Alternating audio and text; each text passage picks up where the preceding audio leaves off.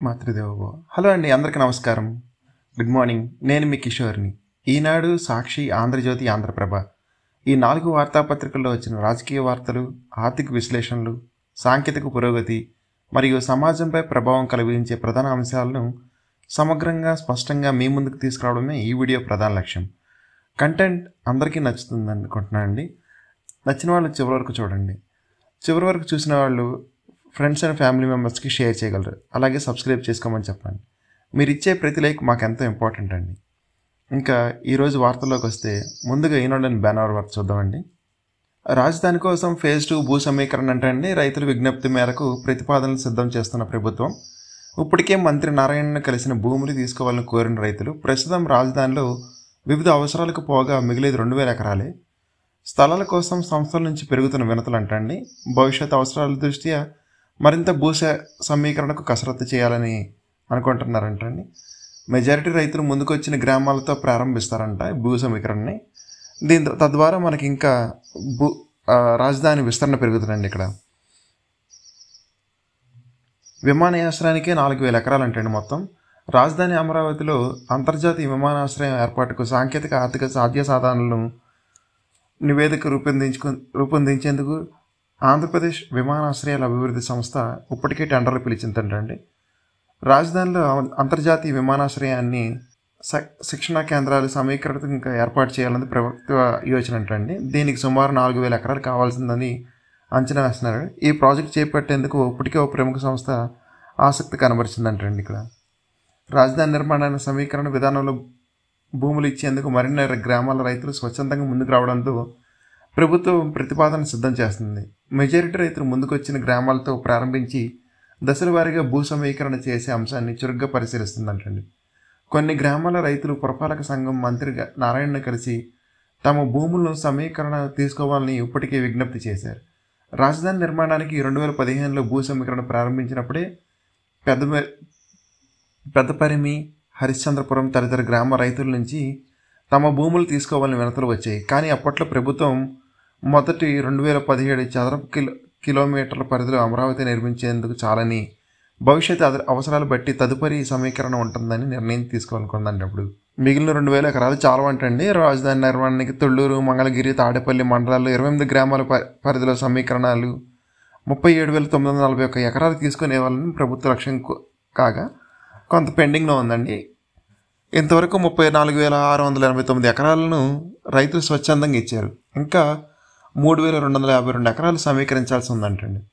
రాజధానిలో స్టార్టప్ ప్రాంతం అభివృద్ధికి 2014-19 మధ్య సింగపూర్కి చెందిన సంస్థలు కన్సార్షియానికి ప్రభుత్వం 1691 ఎకరాలు కేటాయించింది. జగన్ ప్రభుత్వం ఆ సంస్థలతో ఒప్పందాన్ని రద్దు చేసుకుని వెళ్ళగొట్టిందంటండి. మళ్ళీ స్టార్టప్ ప్రాజెక్టు చేపట్టేందుకు సింగపూర్ సంస్థలతో రాష్ట్ర ప్రభుత్వం చర్చలు జరుపుతుందంటండి. ఇదండి ఫేజ్ 2 భూ సమీకరణ గురించి రాశారండి బ్యానర్ వార్త ఈనాడులో. రాజధాని గురించి ఈ భూ సమీకరణ చేస్తే కనుక ఈ రాజధాని విస్తీర్ణత మరింత పెరగచ్చండి. ఇది ఇప్పటికి ఉన్న 2000 ఎకరాలు సరిపోవని ఇంకా ప్లాన్లో ఉన్నారంటండి. ఇప్పుడు ఎవరైతే స్వచ్ఛందంగా వస్తారో వాళ్ళ భూములు మాత్రమే తీసుకోవాలని నిర్ణయించారు. కానీ ఇంకా ఇది పూర్తిగా పేపర్ మీద ఉందండి. ఆచరణకు రావడానికి కొంచెం టైం పడుతుందండి. ఇది తర్వాత ఇంకొక వార్త చూద్దామండి. బాణసంచి తయారీ కేంద్రాల్లో పెను విస్ఫోటం అంటండి. ఘటనా స్థలంలోని 5 దుర్మరణం చెందారు. ఆసుపత్రిలో మరో 3 మృత్యువాత పడ్డారండి. 300 మీటర్ల మేర ఎగిరిపడ్డ స్థితింటండి. కేజీహెచ్లో 5, నర్సీపట్నంలో 3కి చికిత్స చేస్తానంటండి. డిప్యూటీ సీఎం దిగ్భ్రాంతి చెందారంట. మృతుల కుటుంబాలకు 15 లక్షల పరిహారం ప్రకటించారు. ప్రధాని 2 లక్షల ఎక్స్గ్రేషియో ప్రకటించారండి. అనకాపల్లి జిల్లాలోని కైలాసపట్నంలో పేలుడు జరిగిందండి. ఇది నిన్న బాణాసంచి తయారీ కేంద్రంలో విస్ఫోటనం అండి ఇది. తర్వాత ఇంకొక వార్త చూస్తే వైకాపా బాధిత దళిత కుటుంబాలను ఆదుకుంటామని చంద్రబాబు నాయుడు గారు నిన్న ఒక మీటింగ్లో చెప్పడం జరిగిందండి. వాళ్ళు ధ్వంసం చేసిన ఇళ్లకు మరమ్మతులు చేయిస్తాం, స్థలాలు మంజూరు చేసి ఇళ్లు నిర్మిస్తాం. పల్నాడులో పిన్నెల బాధితులకు చంద్రబాబు భరోసా. ప్రాణభయంతో పుట్టి పెరిగి ఊర్లకు దూరంగా బతికామని దళితుల ఆవేదన అంటండి. గత వైకాపా ప్రభుత్వంలో అరాచకాలు, దౌర్జన్యాలకు గురైన ప్రతి బాధిత కుటుంబాన్ని అన్ని విధాలుగా ఆదుకుంటామని ముఖ్యమంత్రి చంద్రబాబు నాయుడు గారు స్పష్టం చేశారు. వైకాపా నేతలు ధ్వంసం చేసిన ఇళ్లకు మరమ్మతులు చేయిస్తామని, ఇళ్లు లేని వారికి స్థలాలు కేటాయించి గృహాన్ని నిర్మిస్తామని హామీ ఇచ్చారండి నిన్న. ప్రతి కుటుంబం ఆర్థికంగా స్థిరపడేందుకు మార్గం చూపిస్తామని భరోసా ఇచ్చారు. జగన్ పాలన అప్పటి మాచర్ల ఎమ్మెల్యే పిన్నెల్లి రామకృష్ణారెడ్డి ప్రోద్బలంతో వైకాపా నేతల బెదిరింపులు దాష్టికాలకు గురైన పల్నాడు జిల్లా మాచర్ల నియోజకవర్గం ఆత్మకూరు గ్రామానికి చెందిన పలువురు దళితులు ఉండవల్లి నివాసంలో ముఖ్యమంత్రి చంద్రబాబు నాయుడు గారు ఆదివారం రాత్రి కలిశారండి. గత 5 ఏళ్లలో వారు ఎదుర్కొన్న ఇబ్బందులు చంద్రబాబు నాయుడు గారికి వివరించారండి. ఆత్మకూరులో టీడీపీ సానుభూతి పరులను కారణంగా 127 ఎస్సీ కుటుంబాలను వైకాపా నేతల కార్యకర్తలు దారుణంగా వేధించారని, కొందరిని గ్రామ బహిష్కరణ చేశారని కూడా చెప్పారండి.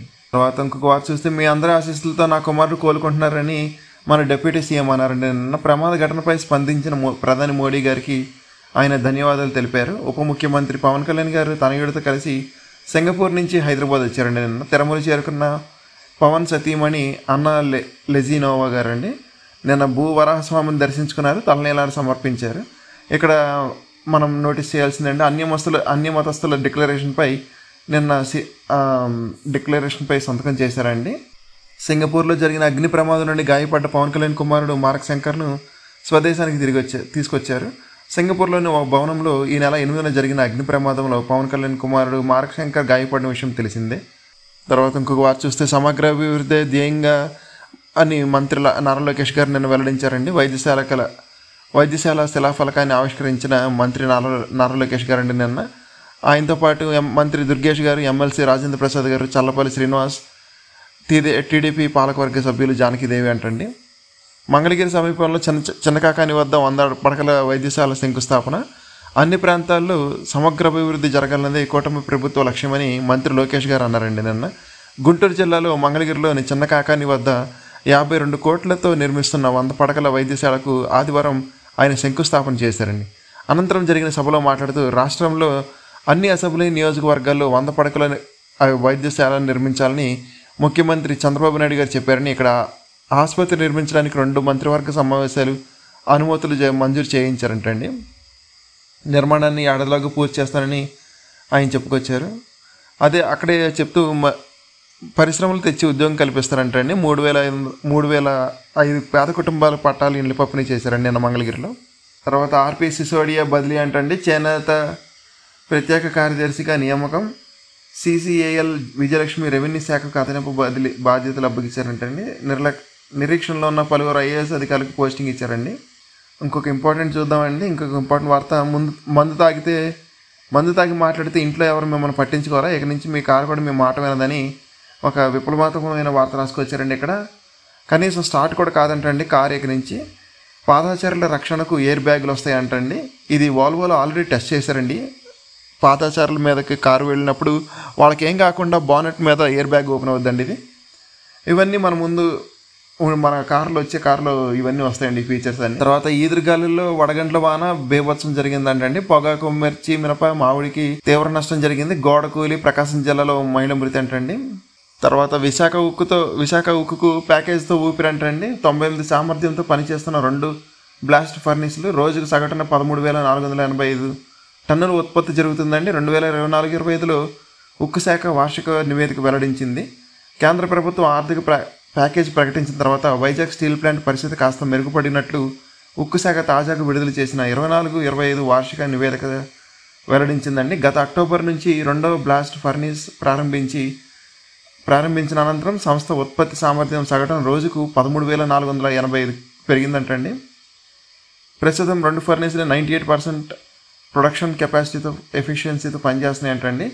హై అండ్ విలువ గల ఉక్కు ఉత్పత్తి సామర్థ్యాన్ని దానికి సంబంధించిన దేశీయ మార్కెట్లు తమ వాటా పెంచుకుంటున్నాయంటండి. కేంద్ర ప్రభుత్వం ఆర్థిక ప్యాకేజ్ ప్రకటించకముందే చుట్టుముట్టిన ఆర్థిక సంక్షోభం కారణంగా పూర్తి స్థాయి ఉత్పత్తి సామర్థ్యం పనిచేయడం లేదు. దీంతో సంస్థ అమ్మకాల టర్నోవర్ డిసెంబర్ నాటికి 12,000 కోట్లకు పరిమితమైందంటండి. అధిక ఉత్పత్తి, అదనపు రాబడి. 2024 డిసెంబర్ నాటికి విశాఖ స్టీల్ ప్లాంట్లో హై అండ్ విలువ ఉన్న ఉక్కు ఉత్పత్తి 12.96 లక్షల టన్నుల నుంచి 13.28 లక్షల టన్నులకు పెంచింది. విక్రయించడానికి అనువైన 27.73 లక్షల టన్ను ఉక్కు ఉత్పత్తి సాధించి గోదాములు పడి ఉన్న 30,000 టన్ను విక్రయించారంటండి. విదేశీ ఉక్కు విక్రయాల్లో 2023-24లో ఉన్న 57% వాటాను 63%కి పెంచుకుని హై అండ్ విలువ గల స్టీల్ విక్రయాల్లో తన వాటా 31% నుంచి 35కి చేరిందంటండి. ఇంకా లోపల పేజ్ చూస్తే అండి ఒకసారి మంగళగిరికి ఉజ్వల భవిష్యత్ అంటండి, పరిశ్రమలు తెచ్చి ఉద్యోగం కల్పిస్తామని నిన్న మన ఇల్లు మన లోకేష్ కార్యక్రమంలో మంత్రి లోకేష్ గారు చెప్పారండి. తొలి విడతలో 305 పేద కుటుంబాలకు ఇళ్ల పట్టాల పంపిణీ జరిగిందండి. నేడు పొన్నేకల్లో ముఖ్యమంత్రి గారి పర్యటన అంటే అంబేద్కర్ గారి విగ్రహానికి నివాళులు అర్పిస్తారంటండి. గుంటూరు జిల్లాలోని తాడికొండ మండలంలో చంద్రబాబు నాయుడు గారు సోమవారం పర్యటించున్నారండి. డాక్టర్ బిఆర్ అంబేద్కర్ జయంతిని పురస్కరించుకుని ఈ రోజున స్థానిక కాలనీలో అంబేద్కర్ విగ్రహానికి పూలమాల వేసి నివాళులు అర్పిస్తారంటండి. రోజు ఒక మొక్క నాటుతా అని విజయనగరం ఎంపీ కలికిశెట్టి ప్రతిన అంటండి వనజీవి రామయ్య స్ఫూర్తిగా తీసుకుని రోజు ఒక మొక్క నాటుతానని విజయనగరం ఎంపీ కలిశెట్టి అప్పలనాయుడు గారు చెప్పారు. తాడేపల్లిగూడెం ఆదివారం ఒక కార్యక్రమంలో పాల్గొన్న ఆయన అక్కడి నుంచి తూర్పుగోదావరి జిల్లా ప్రకాశరావుపాలెం ఉప సర్పంచ్ యుద్ధనపూడి బ్రహ్మరాజు వ్యవసాయ క్షేత్రానికి వెళ్ళారండి. అక్కడ మొక్కలు నాటారు. ప్రకృతి ప్రేమికుడు వనజీవి రామయ్య స్మారకార్థం మొక్కలు నాటాలని పిలుపునిచ్చారండి. తర్వాత ఇంకొక వార్త చూస్తే తెరపైకి మళ్ళీ తీగ మార్గాలని ఇంకొక వార్త చూడొచ్చండి. ఇక్కడ రాష్ట్రంలో తీగ మార్గాలు అంటే రోప్ వేలండి, ఇవి నిర్మాణానికి ప్రతిపాదనలు కదిలించింది ప్రభుత్వం. ఇది కూడా పీపీపీ విధానంలో 5 చోట్ల చేపట్టాలని ప్రభుత్వం పరిశీలిస్తుందండి. జాతీయ రహదారి లాజిస్టిక్స్ అథారిటీతో అవగాహన ఒప్పందం చేసుకుని ఈ ప్రాజెక్టును పట్టాలెక్కించాలని భావిస్తుంది. రాష్ట్రానికి పర్యాటక అభివృద్ధి చేసేందుకు 2014-19 అప్పుడు టీడీపీ ప్రభుత్వం అనేక ప్రాజెక్టుల ప్రతిపాదనలు తయారు చేసింది. సాధ్యాసాధనలపై కొన్నిటిని సమగ్ర ప్రాజెక్టు నివేదికలు చేసింది, కానీ ఆ తర్వాత అధికారంలోకి వచ్చిన వైకాపా వాటిని పక్కన పెట్టేసిందంటండి. ఈ రోప్ వేలు ఎక్కడెక్కడ ఉండొచ్చు అంటే మోస్ట్లీ చిత్తూరు జిల్లాలో ఉండొచ్చు అండి, ఒకటి నంద్యాల జిల్లా అహోబిలం దగ్గర ఉండొచ్చండి, తర్వాత పల్నాడు జిల్లా కోటప్పకొండ, విజయవాడలోని భవానీ ద్వీపం, తూర్పుగోదావరి జిల్లా కోరుకొండలోని లక్ష్మీ నరసింహస్వామి ఆలయం వద్ద నిర్మించాలని అప్పుడు ప్రతిపాదించారండి. తర్వాత వీరి స్ఫూర్తి శాశ్వతం ఒక వార్త చూడొచ్చండి. ఇక్కడ ఒకే కుటుంబంలో తండ్రి కుమారుడి శరీరదానం అంటండి, తల్లి నేత్రదానం అంటండి, ఇవి దుగ్గిరాల్లో జరిగింది. ఇది చాలా మంచి వార్త అండి. ఇది అంటే అందరికి ఇన్స్పిరేషన్ రావచ్చండి దీని ద్వారా. తర్వాత హైదరాబాద్ నుంచి సినీ పరిశ్రమ రాష్ట్రానికి రావాలని కందుల దుర్గేష్ గారు అన్నారండి నిన్న. రొయ్యల మేత ధర తగ్గేలా చర్యలు తీసుకోవాలని రాజ్యసభ్యుడు బేదా మస్తానరావు గారు అన్నారు.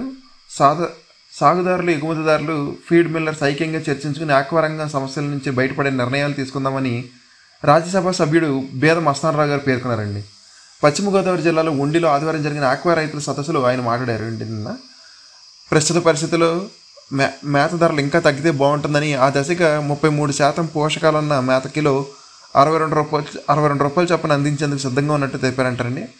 తనకు ఉన్న ఫీడ్ మిల్లుల్లో హ్యాచరీల్లో ఒకటి రైతులు నిర్వహించుకునే అప్పగిస్తానని నిన్న బేద మస్తానరావు గారు చెప్పారండి. ఉక్రెయిన్ను బెర్లిన్లో విభజిద్దామని అమెరికా కొత్త ప్రతిపాదన చేసినట్టు ఇక్కడ ఒక వార్త చూశారండి. ఉక్రెయిన్లో శాంతి నెలకొల్పేందుకు తీవ్రంగా కసరత్తు చేస్తున్న అమెరికా ఒక కొత్త ప్రతిపాదన తెరపైకి తెచ్చిందండి. రెండో ప్రపంచ యుద్ధం అనంతరం బెర్లిన్ను విభజించినట్లే ఉక్రెయిన్ కూడా మండలాలకు విడగొట్టి విభజించాలని యోచిస్తుందంటండి. ఈ ప్రతిపాదన ఉక్రెయిన్కు అమెరికాకు మధ్య రాయబారిగా ఉన్న విశ్రాంతి జనరల్ కీత్ కెలెగ్ ప్రతిపాదించారండి. యుద్ధం ముగియాలంటే రెండో ప్రపంచ యుద్ధం అనంతరం బెర్లిన్ను విభజించినట్టుగానే ఉక్రెయిన్ కూడా నియంత్రణ మండలాలకు విభజించాలన్నారండి. బ్రిటిష్, ఫ్రెంచ్ పశ్చిమ ఉక్రెయిన్లో భరోసా దిశగా పనిచేస్తాయని రష్యన్ సైన్యం వారు ఆక్రమించిన తూర్పు ప్రాంతాలపై నియంత్రణ కొనసాగిస్తున్నారని సూచించారండి. ఇక్కడ విశాఖలో 154 కోట్లతో 7 రోడ్లు అంటండి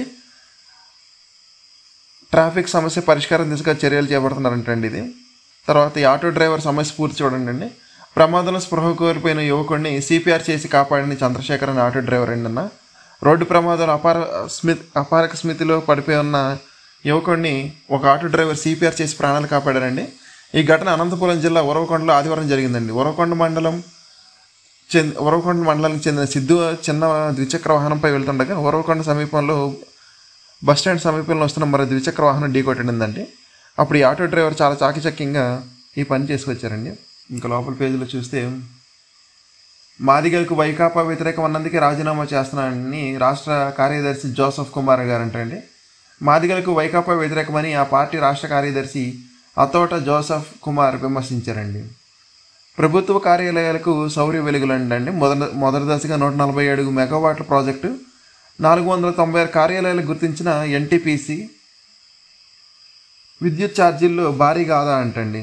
ఇది చాలా అత్యాధునిక వార్త, మంచి వార్త అండి. ఇది ప్రభుత్వ కార్యాలయాల్లో కూడా ఇక సోలార్ విద్యుత్ వెలుగులు ప్రసరించినాయనని ఈ ప్రాజెక్టు కోసం ఎన్టీపీసీ విద్యుత్ వ్యాపార నిగమ్ లిమిటెడ్తో రాష్ట్ర ప్రభుత్వం అవగాహన ఒప్పందం కుదుర్చుకుందంటండి. ఈ మేరకు ప్రభుత్వ కార్యాలయాలపై 300 మెగావాట్ల సౌర విద్యుత్ ఉత్పత్తి చేసుకుని ఏర్పాటు చేసేందుకు ఒప్పందం జరిగిందంటండి. ఈ ప్రాజెక్టుల నుంచి విద్యుత్ తీసుకోవడం వల్ల ఒప్పందం వ్యవధిలో సుమారు 2,957 కోట్ల మేర ఆదా అవుతుందని ప్రభుత్వం అంచనా వేస్తుందండి. తర్వాత గోవుల మృతిపై అసత్య ఆరోపణలు చేస్తున్న టీటీడీను కరుణాకర్ రెడ్డి అప్రతిష్ట పాలు చేస్తున్నారంటండి. ఆయనకు దేవుడంటే భయం లేదు, భక్తి లేవని బిఆర్ నాయుడు గారు నిన్న ఆగ్రహం వ్యక్తం చేశారండి. రాష్ట్రం నుంచి ఎగుమతుల జోష్ అంటండి 11 నెలల్లో సుమారు 9,000 కోట్ల పెరుగుదల అంటండి. రాష్ట్రం నుంచి 2023-24 ఆర్థిక సంవత్సరంతో పోలిస్తే ఏడాది ఫిబ్రవరి చివరి నాటికి వివిధ దేశాలకు $1.04 బిలియన్ మేర ఎగుమతులు అంటే సుమారు 9,000 కోట్లు పెరిగాయని 2024-25 ఆర్థిక సంవత్సరానికి సంబంధించిన ఎగుమతుల వివరాలను కేంద్ర వాణిజ్య మంత్రిత్వ శాఖ వెల్లడించిందండి. 2024-25 సంవత్సరంలో 11 నెలల్లో రాష్ట్రం నుంచి $18.68 బిలియన్ విలువైన ఉత్పత్తులు ఎగుమతి కాగా 23-24లో ఇదే వ్యవధిలో $17.60 బిలియన్ విలువ గల ఉత్పత్తులు మాత్రమే ఎగుమతి అయ్యాయంటండి. రైజింగ్ ఏపీ అండి. ఇంకా మనం ఒకసారి సాక్షిలో చూద్దామండి. సాక్షిలో కౌంట్ డౌన్ కల్లోలం అని ఒక వార్త రాసుకొచ్చారండి. రోడ్డును పడ్డరు అయ్యంట. ఆక్వా రైతు విలువల 10 నెలల్లో తలకిందులైన జీవితాలంట. అమెరికా సుంకాల సాగుతో కౌంటు ధర తగ్గించిన కంపెనీలు. ఈ సుంకాల అమలు 90 రోజులు వాయిదా పడ్డ మేరకు పెరగని రొయ్య పిల్లల రేట్లు. గతేడాది కేంద్రం దిగుమతి సుంకం తగ్గించిన ఆ స్థాయిలో తగ్గని ఫీడ్ రేట్లు. జోన్ విస్తరణతో సంబంధం లేకుండా ఆక్వా రైతులందరికీ సబ్సిడీ విద్యుత్ ఇస్తామని ఎన్నికల ముందు కూటమి హామీ. సబ్సిడీపై ఏరియేటర్లు ట్రాన్స్ఫార్మర్లు హామీ గాలికే. గత 5 ఏళ్లు ఆక్వా రైతులకు అండగా నిలిచిన వైఎస్ జగన్ ప్రభుత్వం కోవిడ్ ఈక్విడార్ సంక్షోభం సమయంలో మద్దతు ధరలతో భరోసా ఇచ్చారంట. 15 రోజులకోసారి ధరలపై సమీక్ష చేశారంటండి. అప్పుడు 3 సార్లు పెంచిన ఫీడ్ ధరలను ఉపసంహరింప చేసుకున్న గత సర్కార్ నేడు ఆ భరోసా తోడ్పాటు కరువైందన్న ఆక్వా రైతుల ఆవేదన అంటండి. తర్వాత ఇంకొక బ్యానర్ వార్త చూస్తే సాక్షిలో బాణాసంచే తయారీ కేంద్రంలో భారీ విస్ఫోటం అని రాసుకొచ్చారండి. అనకాపల్లి జిల్లా కైలాసపట్నంలో ఘోర ప్రమాదం జరిగింది. అగ్నికీలలో 8 మంది సజీవ దహనం అంటండి. మరో 8 మందికి తీవ్ర గాయాలు. క్షతగాత్రులను ఇద్దరిలో పరిస్థితి విషమంగా ఉందంట. విశాఖ నర్సీపట్నం ఆసుపత్రికి తరలింపు. ఘటనపై సీఎం చంద్రబాబు నాయుడు గారు ఆరా చేశారంటండి. 15 లక్షల చొప్పున పరిహారం ప్రకటన. ప్రమాదంపై మాజీ సీఎం వైఎస్ జగన్ దిగ్భ్రాంతి. బాధితులు సత్వరమే ఆదుకోవాలని డిమాండ్ చేశారంటండి. జగన్ ఆదేశాలతో సహాయక చర్యల్లో వైఎస్ఆర్సీపీ నాయకులంట. అణు విద్యుత్ శక్తిలో చైనా అద్భుత తొలిసారిగా కేంద్రిక నన్లీలన విద్యుత్ శక్తి సూత్రాలతో కలబోతగా వినూత్న అణు రియాక్టర్ తయారీకి చైనా నడుం బిగించిందంటే. గ్యాస్ పైప్ లైన్ అప్పగించండి. ఉక్రెయిన్ భూభాగం నుంచి వెళ్లే రష్యా పైప్ లైన్లు తమకు అప్పగించాలని డిమాండ్ను అమెరికా ముందుకు తెచ్చిందంటండి. మరో 44,676 ఎకరాలు రాజధాని విస్తరణ పేరుతో తీసుకునేందుకు సర్కారు సన్నాహాలు. ప్రభుత్వ భూమితో కలిపి ఇప్పటికే సర్కారు చేతిలో 53,749 ఎకరాలంటండి. వెరసి దాదాపు 1,00,000 ఎకరాలు అమరావతి నిర్మాణం కోసం. ఐఆర్ఆర్ ఓఆర్ఆర్ అనుబంధంగా భూముల సేకరణ. అంతర్జాతీయ విమానాశ్రయం స్టేడియం పేరుతో తీసుకునేందుకు కసరత్తు. తుళ్లూరు, అమరావతి, తాడుకొండ, మంగళగిరి మండలాల్లో మరిన్ని గ్రామాల భూములపై కన్ను. తమ జీవనోపాధికి ఎసరపై రైతుల్లో ఆందోళన అంటండి. ప్రభుత్వ పెద్దలు భూదాహం తీరడం లేదని సాక్షిలో రాసుకొచ్చారండి. రైతుల్లో కాళ్ళ వేళ్ళ పడుతున్న హృదయం కరగడం లేదని సాక్షిలో వాళ్ళు అనుగుణంగా రాశారండి. తర్వాత చంద్రబాబు వల్లే వక్ఫ్ చట్టం. ఆయన మద్దతుతోనే మోడీ నల్ల చట్టాన్ని తెచ్చారు. చంద్రబాబు వారసులను ముస్లింలు ఎలా విశ్వసిస్తారు? వక్ఫ్ సవరణ చట్టం రాజ్యాంగ విరుద్ధం, ప్రాథమిక హక్కులను అది ఉల్లంఘిస్తుందంటండి. వక్ఫ్ చట్టానికి వ్యతిరేకంగా 19న హైదరాబాద్లో సభ. ఏఐఎంఐఎం అధినేత అసదుద్దీన్ ఓవైసీ వెల్లడంటండి. వక్ఫ్ చట్టాన్ని రద్దు చేయాలని చెప్పి విశాఖ అనంతపురం నగరంలో కథం తొక్కిన ముస్లింలు అంటండి. పాత కుట్రకు మళ్లీ పదనంటండి. నాటి ప్రతిపక్ష నేత వైఎస్ జగన్పై హత్యాయత్నం కేసులో నిందితుడు శ్రీనివాస్ను మాజీ ఇంటెలిజెన్స్ చీఫ్ ఏబీ భేటీ. ముమ్మడివరంలో అతని ఇంటికి వెళ్ళి మరీ మంతనాలు జరిగానంటండి. జగన్ మీద హత్యాయత్నం సమయంలో రాష్ట్ర ఇంటెలిజెన్స్ చీఫ్ ఏబీనే అప్పట్లో విచారణ కూడా చేయకుండా చేయకముందే నిందితుడు జగన్ అభిమాని అని ప్రకటించిన డీజీపీ ఏబీ టీడీపీ నేతలు మళ్ళీ ఇప్పుడు శ్రీనివాసులను వెతుక్కుంటూ వెళ్ళి మరీ కలిసిన ఏబీ గారు అంటండి. ఈయన ఏబీ వెంకటేశ్వర గారండి. మరోసారి మీడియాతో మాట్లాడుతూ జగన్పై తీవ్ర విమర్శలు. తద్వారా నాటి హత్యాయత్నాన్ని వెనక్కి అసలు కుట్రదారులు ఎవరో స్పష్టమవుతుంది అంటున్న పరిశీలకులు. ఎవరో అండి పరిశీలకులు మరి. తర్వాత అప్పదాని పోస్టులకు వెయిటింగ్ ఐఏఎస్లు, రెడ్ బుక్ చాప్టర్లో మరో కుట్రములు, ఉన్నతాధికారుల బదిలీపై ఉత్తర్వులు జారీ, రాజ్యాంగ నిర్మాతపై క్షుద్ర రాజకీయం అంటండి. విజయవాడ నడిబొడ్డున వైఎస్ జగన్ ప్రభుత్వంతో 125 అడుగుల ఎత్తులో ఏర్పాటు చేసిన అంబేద్కర్ విగ్రహం నిర్మాణం ప్రైవేట్ పరం చేయనున్న చంద్రబాబు సర్కార్. పీపీపీ విధానంలో నిర్వహణకు త్వరలో టెండర్లు. ఈ మేరకు ఎన్టీఆర్ జిల్లా కలెక్టర్ ప్రకటన ఏంటండి. డాక్టర్ బిఆర్ అంబేద్కర్ స్ఫూర్తిని భావితరాలకు అందకుండా చంద్రబాబు సర్కార్ కుట్ర. ఇది ఎస్సీ ఎస్టీలను తీవ్రంగా అవమానించడమేనని దళిత సంఘాలు అన్నాయంటండి. కూటమి ప్రభుత్వం వచ్చిన నాటి నుంచి అంబేద్కర్ సామాజిక న్యాయ శిల్పం నిర్మాణపై తీవ్ర నిర్లక్ష్యం. ఇప్పుడు ప్రైవేటుకు అప్పగించడం ఇందుకు పరాకాష్ట. చంద్రబాబు ప్రభుత్వంపై ప్రజా పౌర హక్కుల సంఘాల ఆగ్రహం. తర్వాత ఇంకొక వార్త చూస్తే 30 రోజుల్లో వెళ్ళిపోండి అని అక్రమ వలసదారులకు అమెరికా ప్రభుత్వం అల్టిమేటం జారీ చేసిందండి. అక్రమ వలసదారులను వెంటనే వారి దేశానికి వెళ్ళిపోండి అని 30 రోజులు టైం ఇచ్చిందండి. వాళ్ళకి కావాలంటే వాళ్ళ ఫ్లైట్ టికెట్స్ మీద కన్సెషన్ ఇస్తారంటండి, డిస్కౌంట్ ఇస్తారంటండి. తర్వాత 2వ పేజ్ చూద్దాండి ఒకసారి. కౌంట్ డౌన్ కల్లగలం రోడ్డును పడ్డ రొయ్య అని ఫస్ట్ పేజ్ కంటిన్యూషన్ రాశారండి. ఆక్వా రైతు విలువల గురించి రాశారండి. తర్వాత బాణసంచి తయారీ కేంద్రాల్లో భారీ విస్ఫోటం అని అనకాపల్లి జిల్లాలో జరిగిన ఘోర ప్రమాదం గురించి ఇక్కడ ఫస్ట్ పేజ్ కంటిన్యూషన్ రాశారండి. ఇంకొకసారి ఆంధ్రజ్యోతి చూద్దామండి. ఆంధ్రజ్యోతిలో కూడా బ్యానర్ వార్త బతుకులు బుగ్గిపాలని చెప్పి అనకాపల్లి బాణసంచ పరిశ్రమలో పేలుడు గురించి రాశారండి వార్త. 8 మంది మృతి అంట, మరో 8 మంది తీవ్ర గాయాలంటండి. షార్ట్ బాక్స్లో ముందు గుండు కోరుతుండగా ఘటన జరిగిందంట. అనకాపల్లి జిల్లాలో కైలాసపట్నంలో ఘోరం. క్షతగాత్రులను పరామర్శించిన హోంమంత్రి అనిత గారంటండి. మృతుల కుటుంబాలకు 15 లక్షల చొప్పున పరిహారం, క్షతగాత్రులకు మెరుగైన వైద్యం సీఎం ఆదేశం చేశారంటండి. ఇక ఇంకొక వార్త చూస్తే అండి, భారత్ అమ్ముల పొదలో లేజర్ అస్త్రం అంట. లేజర్ పుంజులతో డ్రోన్ విధ్వంసక వ్యవస్థ అంటండి. దేశంలో తొలిసారి అత్యంత ఆధునిక డైరెక్టర్తో ఎనర్జీ వెపక్ MK2A ప్రయోగం అంటండి. కర్నూలులో పరీక్షలు నిర్వహించిన DRDO 30 కిలోవాట్ల లేజర్ సామర్థ్యంతో ధ్వంసం అంటండి. నిఘా సెన్సార్లకు అడ్డుకట్ట, తొలి ప్రయోగం సక్సెస్ అని ఇక్కడ బ్యానర్ వర్క్ చూడొచ్చండి. తర్వాత రాళ్లేద్దాం మళ్ళీ వైసీపీ విద్వేష క్రీడ అంటూ కులమతాలను విద్వేషాలను రెచ్చగొట్టే ప్రయత్నం చేస్తున్నారంటండి. 2019లో ఎన్నికల ముందు అబద్ధాలతో ఆందోళన, 2024 ఓటమి తర్వాత మళ్ళీ రాజకీయ కుట్ర, జనంలో ఐపాక్ మార్క్ ఫేక్ ప్రచారాలు, పాస్టర్ ప్రవీణ్ మృతిపై అసత్య ప్రచారాలు, హత్య అంటూ అలజడి రేపే ప్రయత్నం, తాజాగా టీటీడీ గోశాలపై దుష్ప్రచారం, అంబేద్కర్ సెంటిమెంట్తో కులాల చిచ్చు, శాంతి భద్రతతో అదుపు తప్పేలాగా కుతంత్రం, అడ్డుకట్ట వేయాల్సిన బాధ్యత ప్రభుత్వందే అని ఆంధ్రజ్యోతిలో రాసుకొచ్చారండి. 2019 ముందు వైసీపీ ఫేక్ ప్రచారాలు చేసి విద్వేషాలు రెచ్చగొట్టింది. ఐపాక్ డైరెక్షన్లో చేసిన అబద్ధాలు ప్రజలు నమ్మారు. అప్పుడు అధికారంలో ఉన్న టీడీపీ ఆ ఫేక్ ప్రచారం తిప్పుకొట్టకుండా లైట్ తీసుకోవడమే అప్పుడు ఓటమికి కారణమని ఇక్కడ రాసుకొచ్చారండి. 2024లో చిత్తుగా ఓడిపోయిన వైసీపీ మళ్ళీ పాత వ్యూహాలకు పదును పెడుతుందంటండి.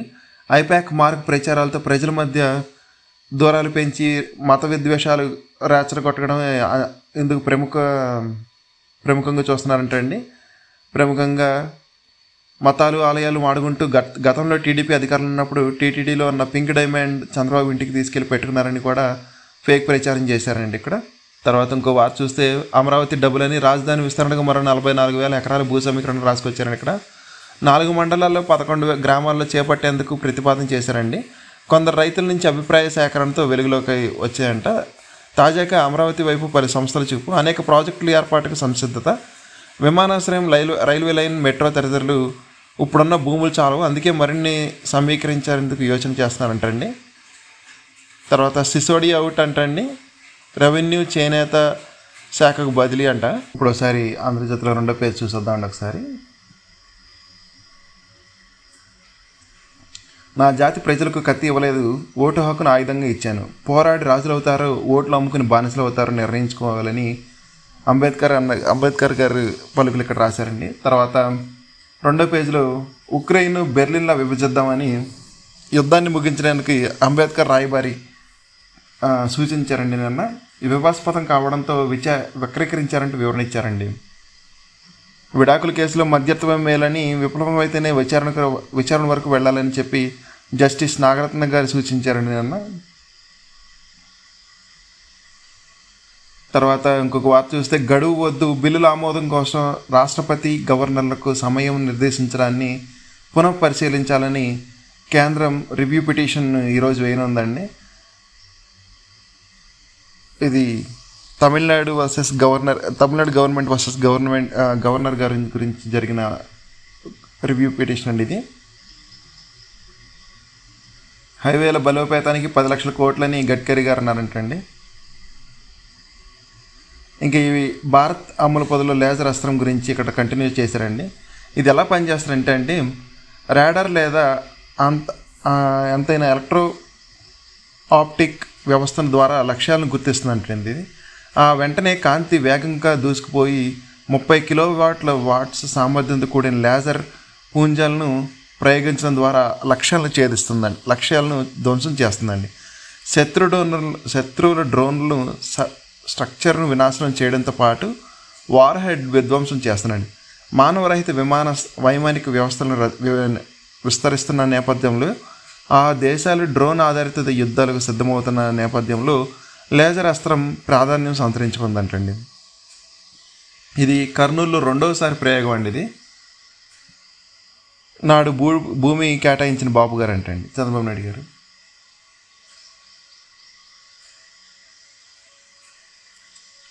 తర్వాత ఇంకో వార్త చూస్తే దక్షిణ కొరియా పిలుస్తుందంటండి. టెక్ నిపుణులను టాప్ టైర్ వీసాతో కొరియా స్వాగతం. ఉన్నత చదువు అనుభవం ఉంటే గొప్ప అవకాశాలు, 3 ఏళ్ల తర్వాత శాశ్వత నివాసానికి అవకాశం అంటండి.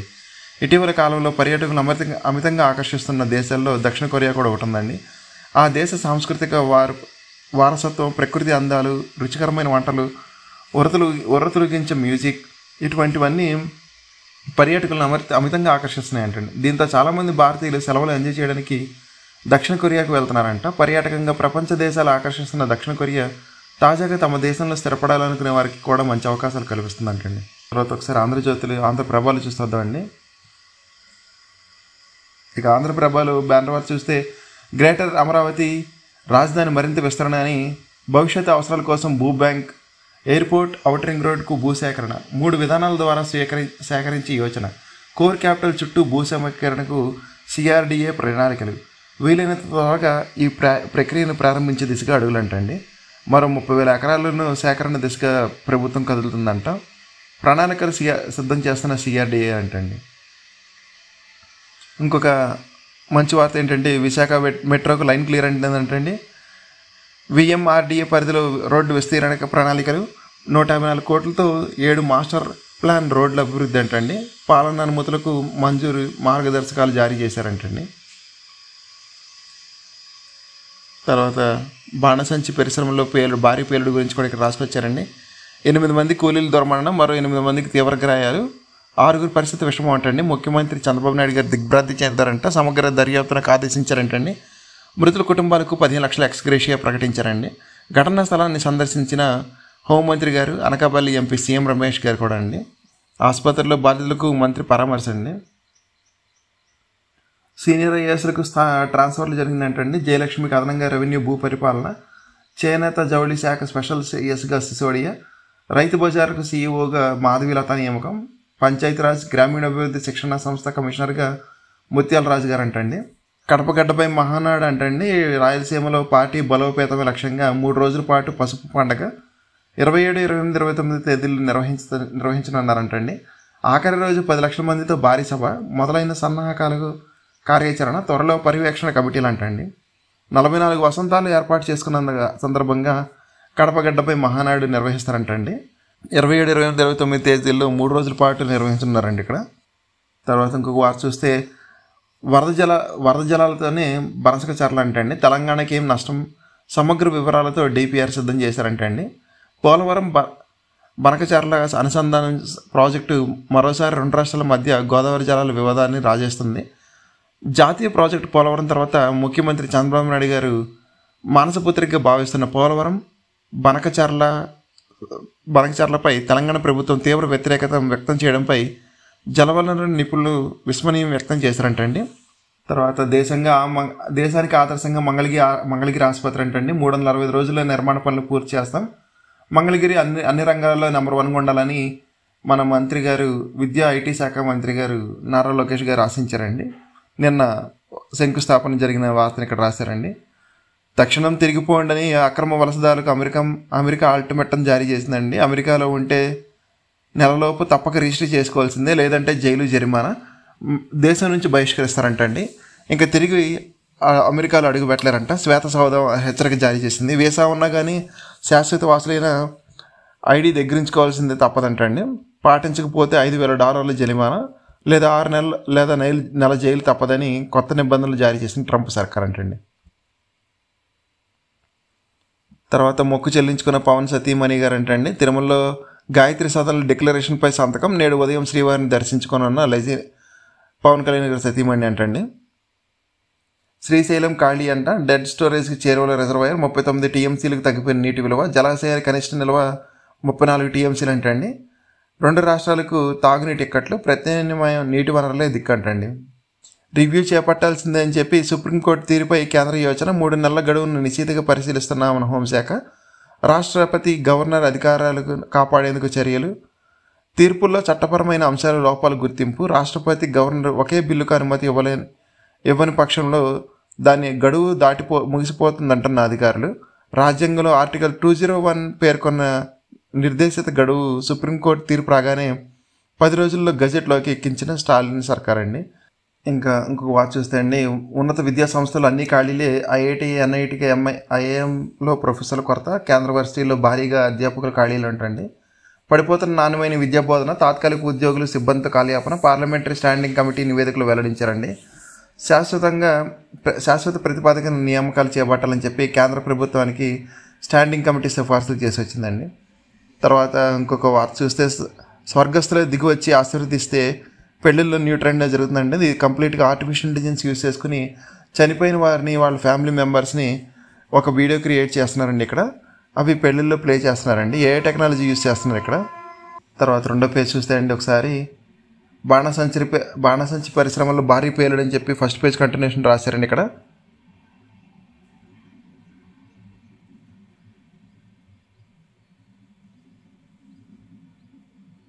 ఒకసారి మనం ఈనాడు కూడా చూసేద్దామండి. ఇంకా మిగిలిన వార్తలు, నేషనల్ వార్తలు.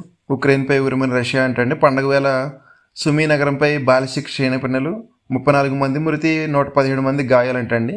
తర్వాత బిల్లులపై రాష్ట్రపతికి గడువు, సమీక్ష కోరనున్న కేంద్రం అని రాశారండి. కేంద్ర ప్రభుత్వం సమీక్ష కోసం మళ్ళీ రిట్ పిటిషన్ దాఖలు చేసే అవకాశం ఉందంటండి. క్రికెట్ చూస్తూ తుపాకీ పేల్చిన బాలుడు అంటండి, యువకుడు మృతి అంట. ఉత్తరప్రదేశ్లో మీరట్లో ఐపీఎల్ క్రికెట్ మ్యాచ్ చూస్తున్న ఒక బాలుడు సరదాగా కాల్చిన తుపాకీ గుండు తగిలి మృతి చెందాడంటండి. అతను దత్తతకు భారీ అంగీకారం తప్పనిసరి అంటండి. ఓ ఆస్తి వివాదంలో సుప్రీంకోర్టు స్పష్టీకరణ చేసింది.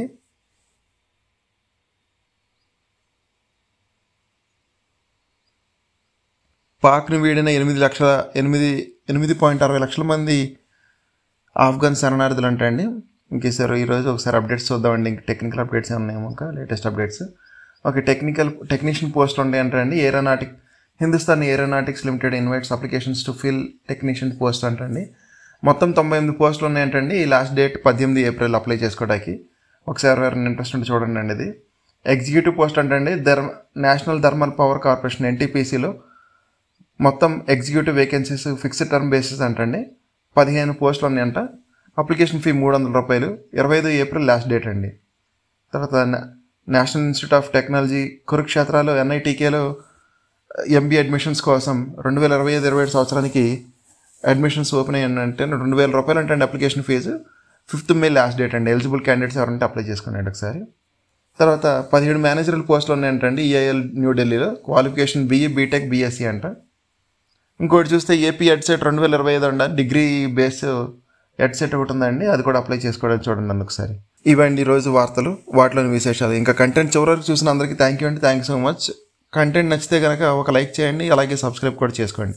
కంటెంట్లో మరియు ప్రెజెంటేషన్లో ఏమైనా లోపం ఉంటే మాత్రం దయచేసి కామెంట్ చేయడం మర్చిపోకండి. జై హింద్.